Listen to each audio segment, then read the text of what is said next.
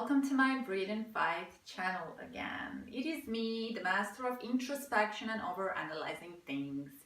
This is my second video, and today I want to share with you my understanding of anxiety the best I can. So, what was first, chicken or an egg? I often ask myself, what was first, panic attack or anxiety? Is the anxiety cause for eventually getting panic attacks, or are panic attacks the reason for getting anxiety? We can only see clear about our past when we are free from fears, when we are free from worrying, and when we are free from overwhelming emotions that come along with anxiety, depression, and panic attacks. I could only see clear about what led to my generalized anxiety today is approximately 2 years after I experienced my first panic attack and after I got myself out of some difficult situations. I want to point out, after I decided to get out of some difficult life situations, I was convinced panic attacks developed anxiety in my case, but today I'm sure that certain pattern of thinking, and let me even say upbringing, was anxious even during my childhood. Panic attacks were only the call for my attention. Anybody suffering anxiety 24/7 know how it is to wake up in the morning with this pressure and tension in your chest, and to count your heartbeats, catching your breath, and that's why they try to describe it to a person who doesn't suffer anxiety, like loads of butterflies in your stomach and in your chest, which is a nice picture but not a nice feeling at all. But I agree with it. I just want to add to it that for me it is like 24/7 excitement. I don't know if you have ever been performing in front of bigger audience, and you know that fear that you have 10 minutes before you step out to the stage, and this fear that you have, which is actually a good fear. That fear makes you motivated and gives you a focus, concentrates you on what is about to happen about your performance. It's good. Or another example, when you fall in love, this excitement about waiting for a text, waiting for a call, waiting for the first date, not being able to sleep, not being able to eat, all this excitement that lasts for a couple of hours, everything above that is torture for your body and becomes a very bad experience actually. So this is how anxious people feel 24/7. It is hard to focus on simple tasks, or even on the most simple tasks during the day, or the obligations or the responsibilities, with constantly having this battle in your head and being focused on the symptoms your body has, waiting for another symptom to come, analyzing it. Oh my God, what is this now? Why am I breathing like this? Why am I shivering? Why this? Why that? And all of that you have in your mind while working, cooking, playing with your kids, going to the shop, meeting the neighbor, having this polite random chats. So at the end of the day, you end up so exhausted, yet like you were working 16 hours long shift. Practically, this is exactly what your brain was doing. It was working double shift. Why is it so hard to get out of this position, to get out of this chaotic thinking and this constant state of fight? Because you are constantly fighting your own body. Your body, your mind, your soul, and your spirit are one. and one will not work against another unless it's an adopted behavior or adopted thinking. It is not natural that your body works against you. This is not how God created you. So you don't have to fight your body. Your body is just trying to tell you something, and it's giving you signals that you have to change something. So that means whether it's your upbringing or the things that you were experimenting during your life with, like maybe drugs, maybe different partners, or the trauma or some tragic event that you're not responsible for. Maybe it is your life habits, the way you sleep, what you eat, the people you hang out with, movies you're watching, music you're listening to, news you're exposing yourself to. So if you're not taking care of all these things, it is possible that you'll face anxiety sooner or later. For example, we take care of our bodies, we go to gym. Gym is good. I like to go to the gym. I used to go to the gym, or any kind of exercise is healthy. We take care of our body. Therefore, we go and do some workouts. When we want to take care about our soul, our emotions, we hang out with people. We build relationships. We gather with our family. But what is it that you do for your spirit? Some people pray, some people practice meditation, some people yoga, some people... There are lots of things available today, and many of them are not good. As I mentioned, I'm a Christian. I like to pray. When I pray to God, this is my meditation, this is how I talk to God. But when I meditate, I am being still and I'm just listening to what God has to say to me. Physically, I make myself a bath. And it is something I really have to make myself to do. It doesn't go naturally for me because I'm all about, I have to do that, I got to do this.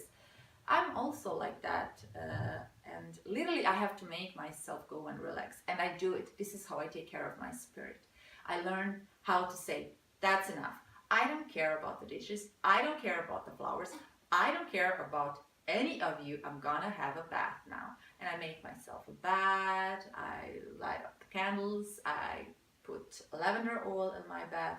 And believe me, it takes me approximately 40 minutes to relax.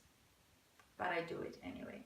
Next time you experience any anxious symptom or dark thought, just stop and ask your body, what is wrong today? What doesn't suit you? Be gentle to your body. Be gentle to your body. Body is not working against you, it's working for you. It's just telling you. Getting anxiety is not like getting a virus. Going to doctor, getting medication, stay in bed for 7 days, and then we just continue where we left off. Getting better when it comes to anxiety, it's lots of small steps, and it's about changing yourself and changing your habits. And unfortunately, there is no YouTube video, no book or article that's gonna give you 8-minute solution, recipe or workout, and you're gonna wake up and you're gonna be old you. If you ask me, and obviously you do because you're watching my video, the point is not to be old you. Old you is exactly what brought you where you are today. It's about changing you. And believe me, many people who survived anxiety and who are successful in fighting with it can witness that they have even better life today because they made some changes and it gave them such a relief, including me. So healing and getting better is actually a combination of small steps and changes discovered by you. Anxiety and depressions are so individual, like no other health issue I've ever heard of. There are lots of medications and different therapies that were discovered and that are generally very helpful, but you are unique. And combining professional help with your own research plus listening to your body is exactly what will bring you to the point of getting better. There is no instant solution. Everything is instant today, and this is what makes us anxious. Instant coffee. Who can wait today for a Turkish coffee to boil? No one. Instant facial creams, like instantly removes the wrinkles around your eyes, or instant hair growth. Everything is instant today. So people often and unfortunately think they're too weak and too exhausted to continue to fight anxiety. And that's why people give up on themselves, because they think they cannot put up with it anymore, let alone for months, which usually takes months to change the habits you were developing for so many years. So let's face it, there are people who don't get better, but there are also people who survive and who really, really get better. And there are lots of people. You just need to accept that it's not going to be overnight. If you have just tapped into the world of panic attacks and anxiety and depressed thoughts, I salute you, because you're already researching, watching videos, and it's great because you accepted it, you acknowledged it, and you're honest to yourself, and the truth will set you free. The earlier you start, the earlier you will get better. But if you're already deep in it, which was my case, and you developed many strategies, many coping skills and tools, or you are already diagnosed with some kind of a disorder, I invite you to try my advice. So first, accept it. Accept it. Second, do not fight it. Do not fight your body. Do not try to fight the symptoms you're experiencing. Your body is not going to do you any harm. Symptoms of anxiety and panic attacks cannot kill you. So just don't fight it. Go along with it and listen to your body. Ask your body, oh, what's wrong? What doesn't suit you? 3, change life habits. See what's the way you're sleeping. See what you're eating. I recently discovered a great book about our diet and how it is connected to anxiety and depression. I shared this book on my website, so you can go and look for it over there. I discovered, and I was surprised, that actually what I eat has an impact on my mood. 4, make decisions.